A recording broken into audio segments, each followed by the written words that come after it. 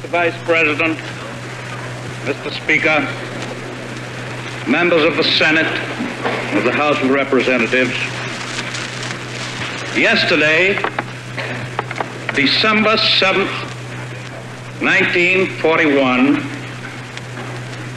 a date which will live in infamy, the United States of America was suddenly and deliberately attacked by naval and air forces of the Empire of Japan. The United States was at peace with that nation, and at the solicitation of Japan, was still in conversation with its government and its emperor, looking toward the maintenance of peace in the Pacific.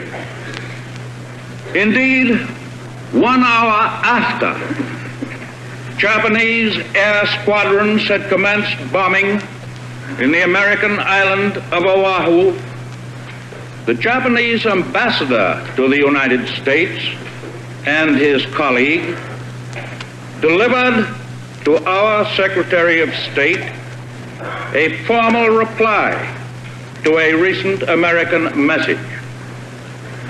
And while this reply stated that it seemed useless to continue the existing diplomatic negotiations, it contained no threat or hint of war or of armed attack. It will be recorded that the distance of Hawaii from Japan makes it obvious that the attack was deliberately planned many days or even weeks ago. During the intervening time, the Japanese government has deliberately sought to deceive the United States by false statements and expressions of hope for continued peace. The attack yesterday on the Hawaiian Islands has caused severe damage to American naval and military forces.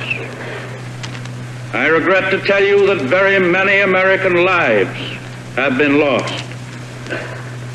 In addition, American ships have been reported torpedoed on the high seas between San Francisco and Honolulu. Yesterday, the Japanese government also launched an attack against Malaya. Last night, Japanese forces attacked Hong Kong. Last night, Japanese forces attacked Guam.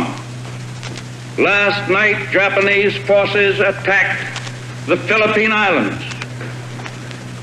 Last night, the Japanese attacked Wake Island. And this morning, the Japanese attacked Midway Island.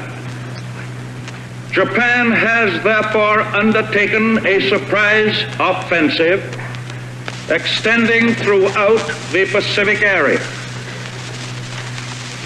The facts of yesterday and today speak for themselves. The people of the United States have already formed their opinions and well understand the implications to the very life and safety of our nation.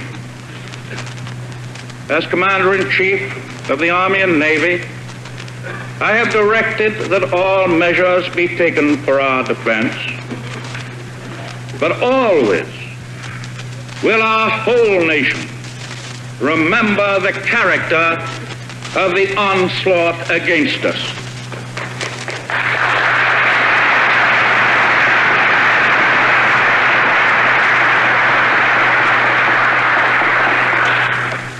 No matter how long it may take us to overcome this premeditated invasion, the American people in their righteous might will win through to absolute victory.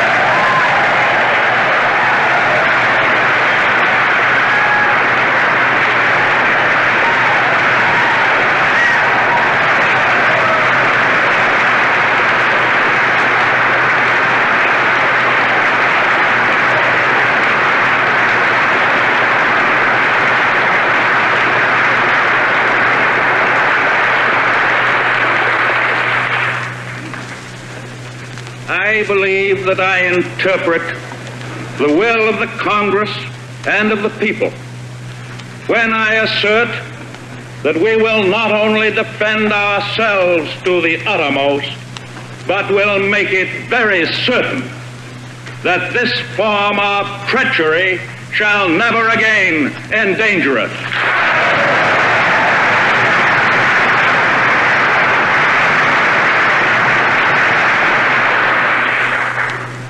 Hostilities exist.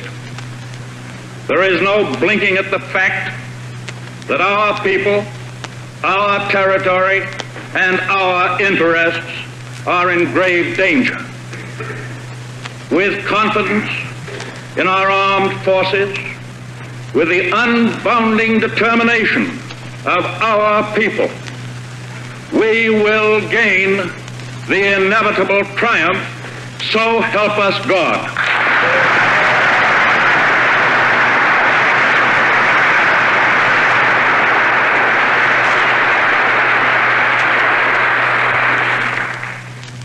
I ask that the Congress declare that since the unprovoked and dastardly attack by Japan on Sunday, December 7th, 1941, a state of war has existed between the United States and the Japanese Empire.